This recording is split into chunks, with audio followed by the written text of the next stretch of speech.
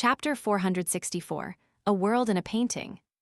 The familiar mockery and lack of a blank expression confirmed to Jenna that Seal was indeed real.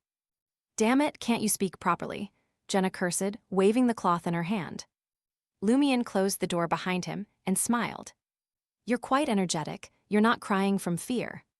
Jenna cautiously looked out the window, confirming that the faintly glowing figures had long disappeared. Suppressing her urge to argue with Lumion, she wasted no time and asked, "How did you get in here too?" As she spoke, she reminded herself, as an adult woman with rich life experiences and many setbacks, I shouldn't argue with such an immature minor at such a critical moment. Lumion's gaze moved over to Franca, who was sipping red wine by the window. He settled onto the divan and leaned back comfortably. "First, tell me how you got in." To be honest, he didn't know why he had suddenly arrived in this strange place, resembling hostel. Jenna remained standing by the coffee table, ready to assume a dummy appearance at any moment. She then recounted how she had received a dream revelation, came underground to deliver the mission item, and acquired a lucky gold coin. Lumion listened attentively without interruption. Finally, he chuckled. "Now I can answer your question. I was sent here by Mr. Fool to save you." He roughly understood why he had appeared in room 207 of the fake Auberge du Coq Doré after waking up. "Did Mr. Fool really send you? I don't even know his full honorific name. Did my prayer succeed with just the lucky gold coin?" Jenna had her suspicions, but she still found it unbelievable. "Of course it's true," Lumion replied sincerely. What puzzled him was something else. Why did Mr. Fool send him, and not Madame Magician? If it were Madame Magician who had been pulled into the hostel, the problem would have been easily resolved. This could be explained by the seal of the Fool on him, but Madame Magician was a major arcana card holder, a key member of the Tarot Club who could participate in a meeting before a god. Furthermore, she definitely possessed similar marks in the 3 pathways of the divine controlled by the Fool. She could likely be assigned remotely. "I'm afraid there's another reason I don't understand." Lumion pondered for a moment and focused on Jenna's description of the world, then asked for confirmation. "From the outside, the only difference between this place and reality is Salle de Bal Brise." Previously, Seraphine and Gabriel had only mentioned that there was a black hole on Avenue du Marché through which there was a chance of leaving, but it was also very dangerous. They hadn't specified its location. Although Lumion had a vague guess, he couldn't be sure until Jenna revealed her discovery. "I've only explored a few nearby streets and less than 1/5 of Avenue du Marché." Jenna replied cautiously to prevent Seal from making a misjudgment. She then continued, "And inside there are many differences. For example here, the layout of the room, large pieces of furniture, and reality are the same. The other details are somewhat different." I suspect. Lumion looked at Jenna and spoke before she could. "A world in a painting." Yes, a world in a painting. Jenna's hazy thoughts finally became clear. Combined with the painter sequence and the paints and brushes she had found from the mutated monk, she believed that it was an oil painting that only copied some of the streets in the market district and possessed supernatural powers. It was called Hostel. Jenna was both concerned and intrigued. Drawing a painting seemed to create a world. Lumion teased, "I'm glad you could also come to such a realization. It's no easy task. This painting world isn't considered advanced. The oil painting created by an angel of the painter pathway might truly be a world with living beings inside. Unlike the current one, there were many aspects with fakeness. What was the purpose of such a relatively low-level painting?" Without waiting for Jenna's response, Lumion instructed her, "Check Franca's hidden pocket and see if there's a classic silver mirror." "Why don't you search for it yourself? You know what that mirror looks like better than I do." Jenna suddenly chuckled. "Don't tell me you're shy."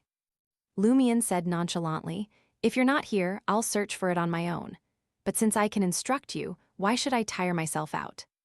Jenna gritted her teeth and wasted no time. She walked to the window and rummaged through the fake Franca's various pockets. She quickly came to a conclusion. There are no ancient mirrors. Many of the hidden pockets weren't depicted. Lumion nodded slowly and inwardly crossed out Plan 7. He turned to Jenna and said, "Try magic mirror divination and see if it works."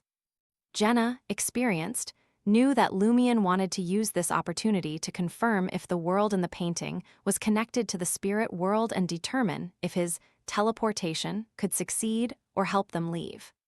Therefore, she took out a makeup mirror from her hidden pocket and prayed to one of the safer targets Franca had provided. Before long, the preparations for magic mirror divination were completed. The palm-sized mirror turned gray, but there was no aqueous light. "It failed, but there's still something supernatural about it," Jenna said, puzzled. With a subtle nod, Lumion replied, "It's likely that there's a fake spirit world here. If you activate spirit vision, you might be able to see a few remnant souls, but this isn't connected to the real spirit world, so you can't find the entity you're trying to inquire about." In other words, he could teleport within the world within the painting, but he couldn't leave it. Lumion reached into his pocket, retrieved Mr. K's finger, and flicked it in front of his eyes. There was no reaction, nor was there any change. "What's this?" Jenna was taken aback. Seal actually carried a blood-stained human finger with him. "It's a mystical item.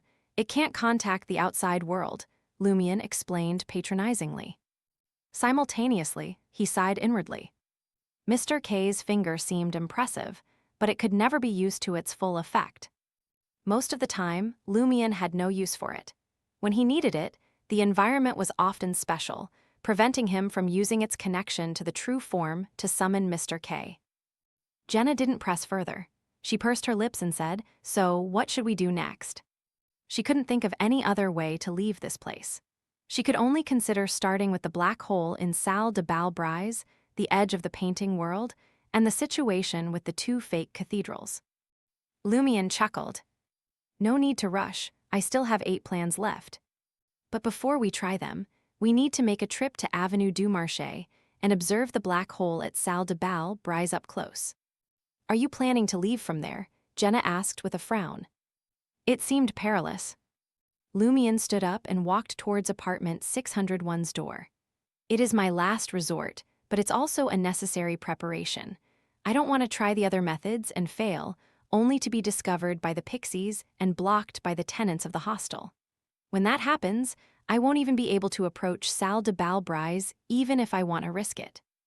Jenna looked out of the window again, only to see that the sun was setting in the west, and the pixies' servants had yet to return.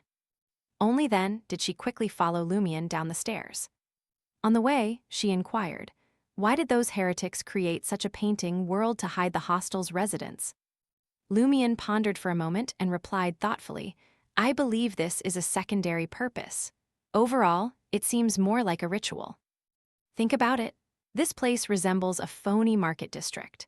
The Salle de Balbrise should be the only place left without any correspondence, and I've already told you that beneath the Salle de Balbrise are old bones from the Fourth Epoch. It's connected to the secret of Église, St. Robert's old cemetery. It's definitely not a coincidence that the world in the painting left it blank. I also think that's the key to the problem." Jenna instinctively wanted to prove that she wasn't stupid by having a similar guess. As Lumion descended, he pondered and said, "When the abnormality truly occurs, will such a painting world temporarily replace some streets in the real market district? Will only Salle de Balbrise remain intact? Who and what is this to confuse?" In mysticism, this represents the application of the law of similarity. When the similarity reaches a certain level, acts on the counterfeits can be reflected in reality.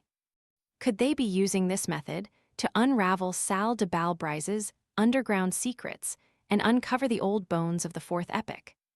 No, it's probably not just for the old bones. Are they trying to open the entrance to Fourth Epoch Trier? But it's not that simple. The entire ceiling system hasn't been destroyed or weakened. Lumion gradually formed an idea, sensing that he was getting closer to the key plan of this disaster. If he could ultimately grasp the truth, it would be an excellent performance for a conspirer's observational abilities. Jenna nodded slightly, agreeing with Lumion's guess. As they conversed about the fake 3 Rue des Blouses Blanches, their gazes suddenly froze. On the road diagonally opposite, a woman in a loose strapped white dress was staring at them.